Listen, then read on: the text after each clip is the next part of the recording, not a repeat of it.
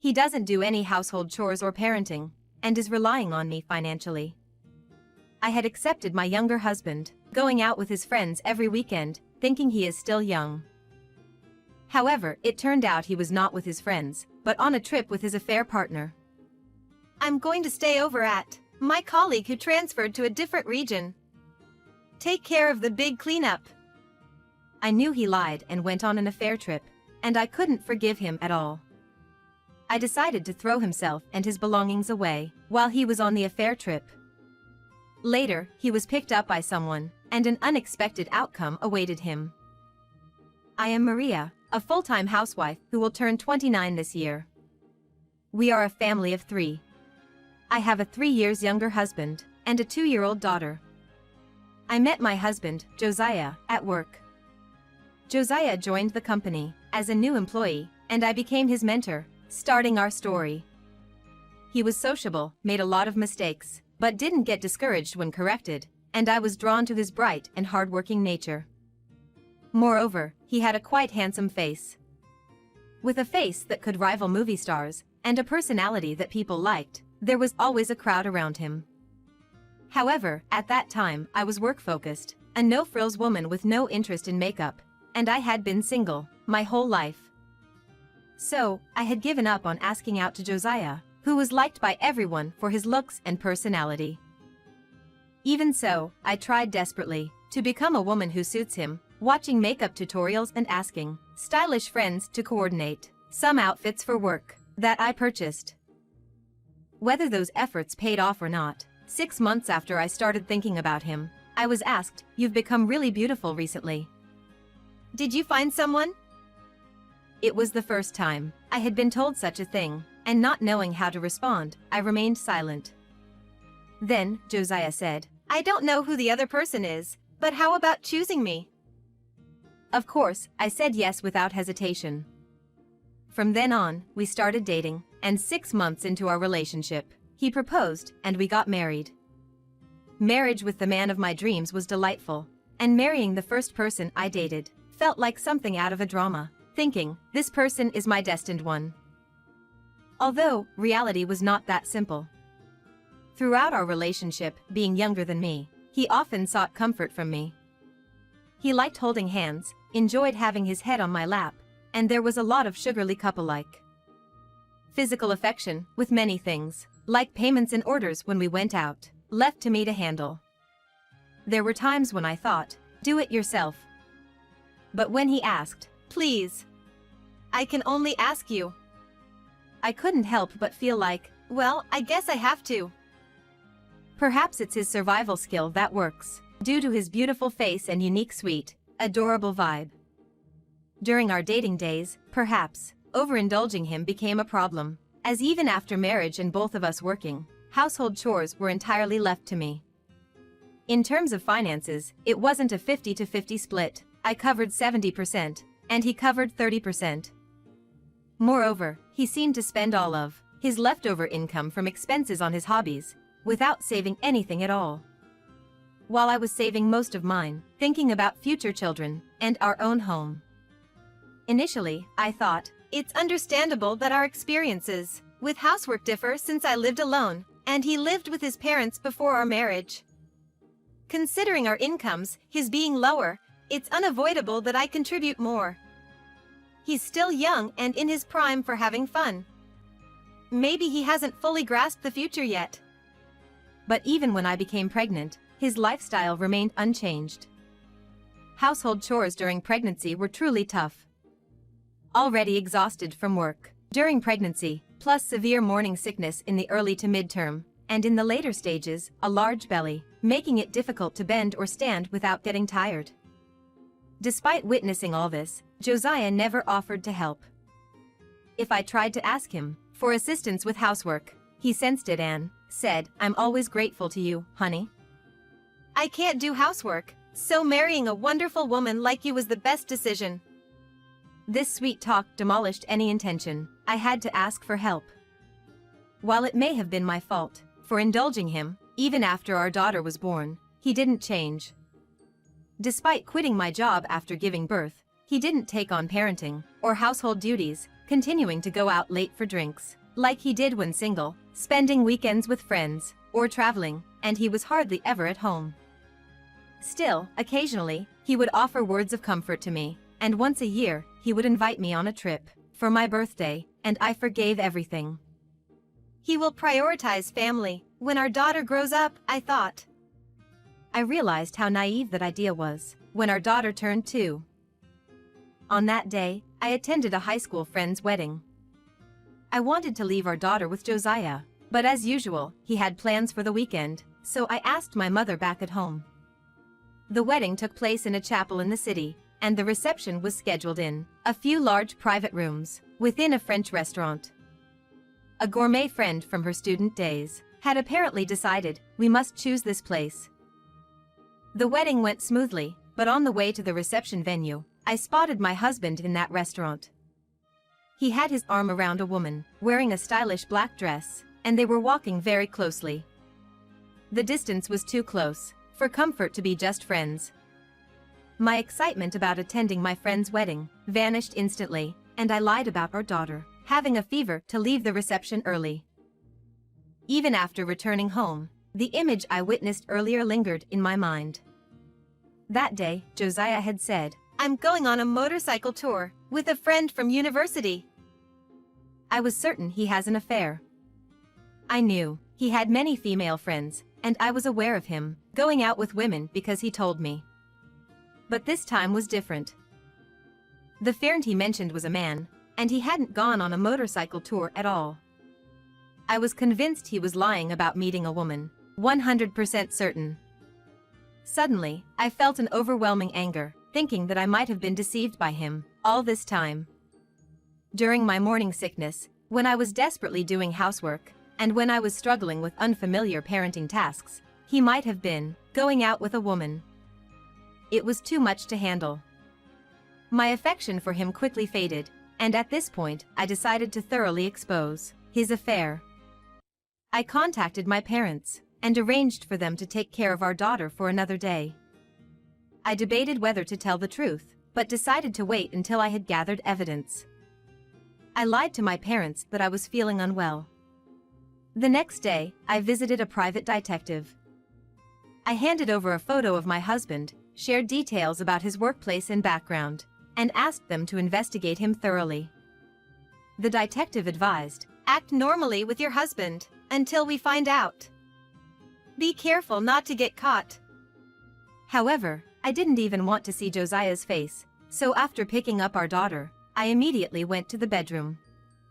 When he returned home late at night and saw me in the bedroom, he asked, "What's wrong? Are you okay?" With a seemingly concerned tone. A couple of days ago, I might have felt love hearing those words, but to me, who now knew the truth, it meant nothing. About half a month later, I received a call from the detective. It turned out my husband had been having an affair for the past 2 years. The other woman was a married, older nurse. The restaurant where I saw them was her regular spot, and Josiah had been going there about once a month for the past 2 years. I was surprised that she was married, but according to the detective, nurses have shift schedule, making it difficult for their spouses to expose affairs. What shocked me even more was that the nurse worked at the hospital where our daughter was born. It might be a coincidence, but the connection between a 2-year-old daughter and 2 years ago felt particularly unsettling. On that day, I decided to divorce my husband and devised a certain plan. "Well, I'm going to stay over at a colleague who transferred to a different region. Take care of the big cleanup." Despite the busy year-end period, he pushed the major cleaning onto me. This is something that would typically irritate me, but I grinned this time, thinking about my plan. "Take care. I'll bring back souvenirs." Holding our daughter, waving her hand, he seemed oblivious. Returning to the room, I told my daughter, "Today, we're going on a trip. Let's go see the sea." Excited because she loves fish, my daughter happily exclaimed, "Yay! See? First, let's take a little nap." Putting my daughter to sleep, I used that time to prepare. I had been discreetly packing my belongings, and my husband's belongings. I couldn't touch the items in the bedroom and living room until now. I sorted and packed them into cardboard boxes. Finally, I disassembled the crib, put my daughter to sleep in the stroller, and called a moving company. My belongings went to my parents' house, and I disposed of all my husband's belongings. Except for the household appliances provided in the apartment, the room was left empty. Pushing the stroller, we headed to a hotel with a sea view in a different city that my daughter had always wanted to see. The travel items I had sent in advance were already waiting in the room. Looking out the window at the view, my daughter joyfully exclaimed, "See! See!" I gazed at the sunset over the sea, feeling a mixture of sadness and clarity. Exhausted from packing and the journey, I decided to go to bed early that day. To deal with the unpleasant matter today, before going to bed, I sent a text message to my husband, a two-shot photo with his affair partner. Despite going to bed early yesterday, I must have still been tired because I ended up sleeping until the early afternoon. I hurriedly checked my daughter's bed, and she was holding onto the railing, gazing at the sea intently, which made me smile.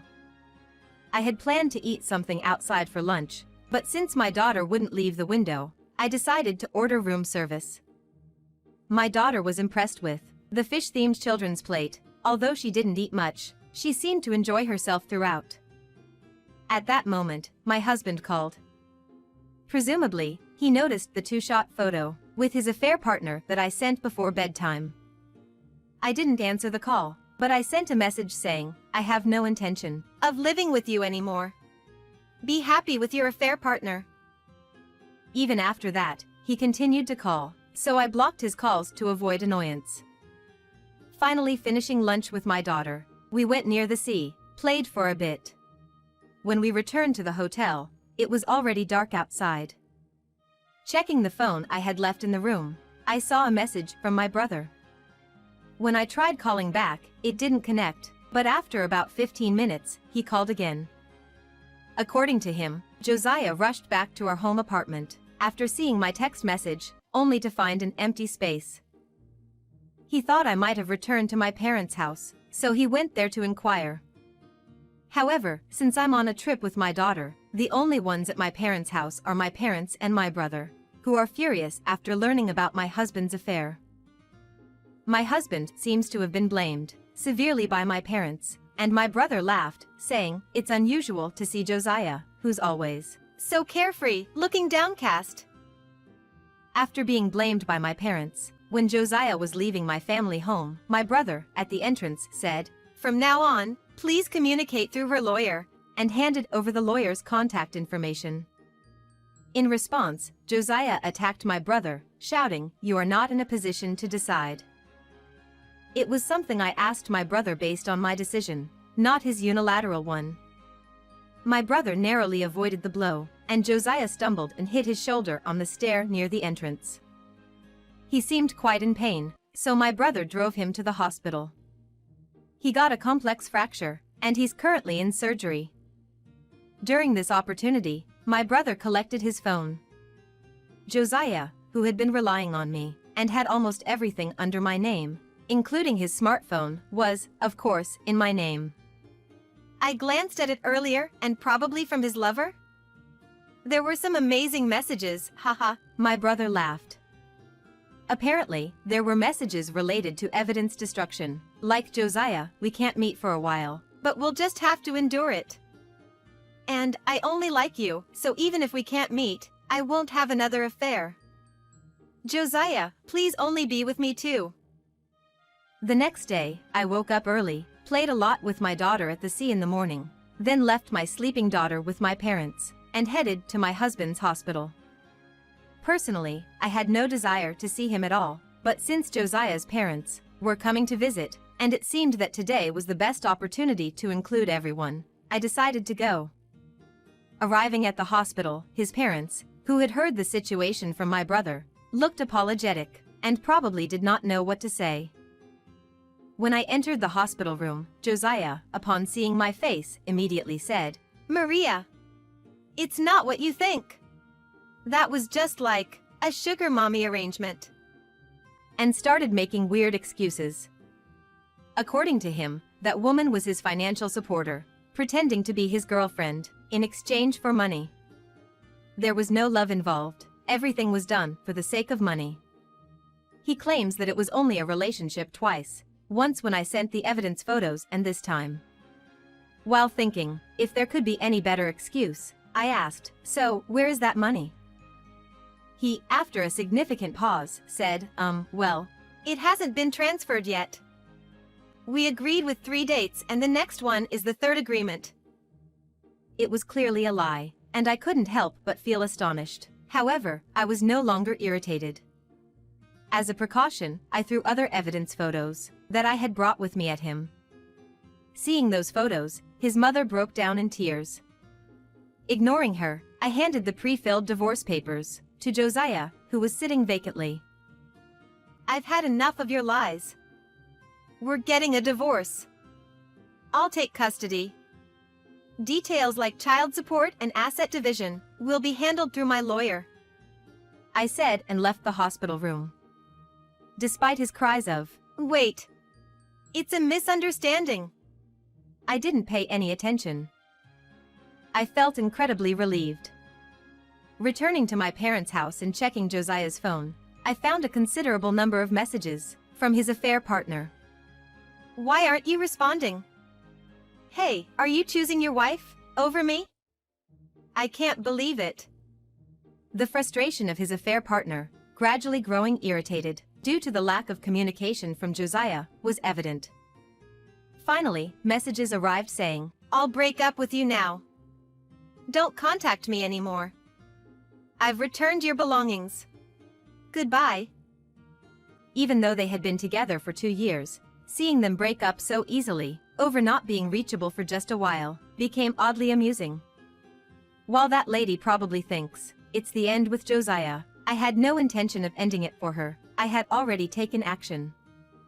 Later on, it seems the registered mail arrived at her, and we scheduled a meeting at the law firm to discuss it. The affair partner, Cecilia, brought her husband along, and she completely denied the affair. "Josiah and I are just friends. It's not a suspicious relationship like this. If you continue with these baseless claims, I'll sue you for defamation," she shouted. Her husband seemed to believe her side of the story, so I showed them printed text messages from my ex-husband's phone.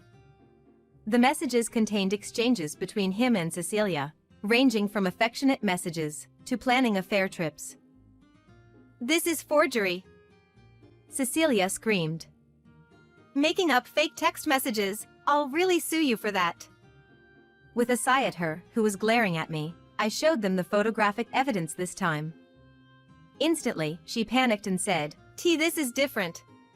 It's different." Her husband, his face filled with anger, slapped her. "I'm divorcing you." "Wait. Darling. I love only you. I don't want a divorce." Bleeding from her nose after being hit, Cecilia desperately tried to stop her husband. The chaos was then calmed down by the lawyer. Afterward, the lawyer primarily led the discussion. I was able to get Cecilia's signature on a settlement document, which stated a compensation of $30,000 and a prohibition on approaching me and Josiah in the future. Once the discussion was settled, Cecilia's husband suggested, "Now, let's talk about our divorce."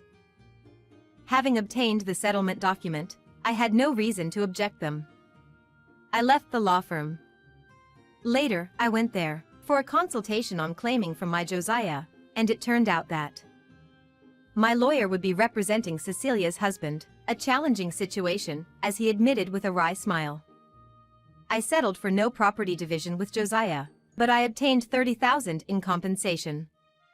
He agreed to pay $300 per month for our daughter's child support until she turns 18, a total of 16 years.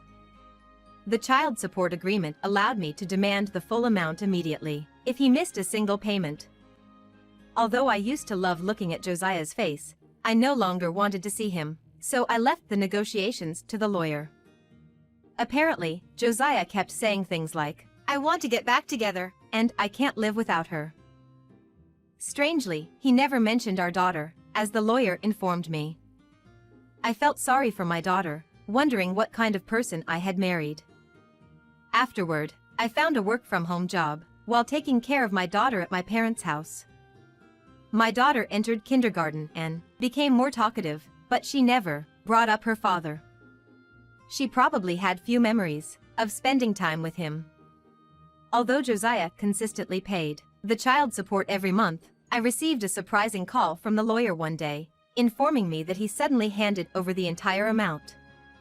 When I asked the lawyer for details, due to this affair being leaked to his Como-Eni by Cecilia's partner, he lost his job and apparently decided to work at a host club.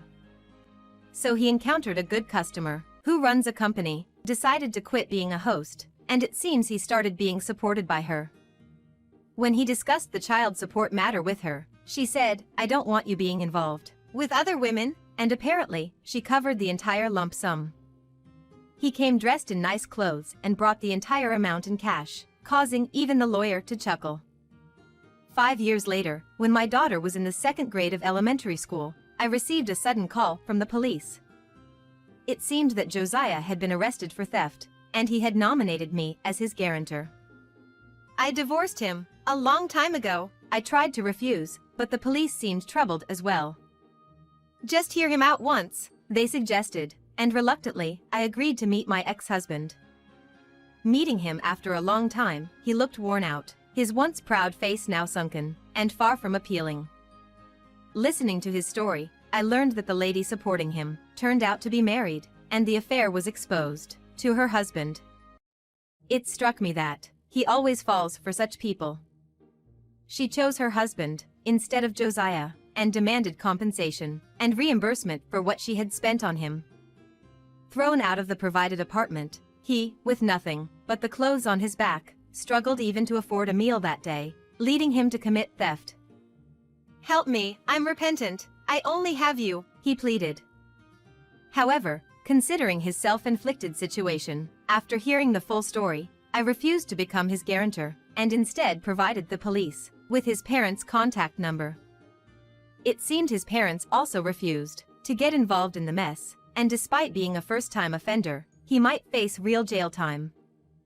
Although the police informed me about this, I still refused to take responsibility. I have no intention of getting involved in any trouble willingly, nor do I plan to reconcile with my ex-husband. My daughter has grown up, and some people suggest remarriage, but I have no intention of being with anyone anymore. I am well aware that I don't have knack for choosing men after the incident with my ex-husband. I cannot afford to cause any more trouble for my precious daughter. Fortunately, she has grown into an honest and good girl. Recently, she's entering a bit of a rebellious phase and doesn't hold my hand, but I want to cherish the current life with my daughter and parents.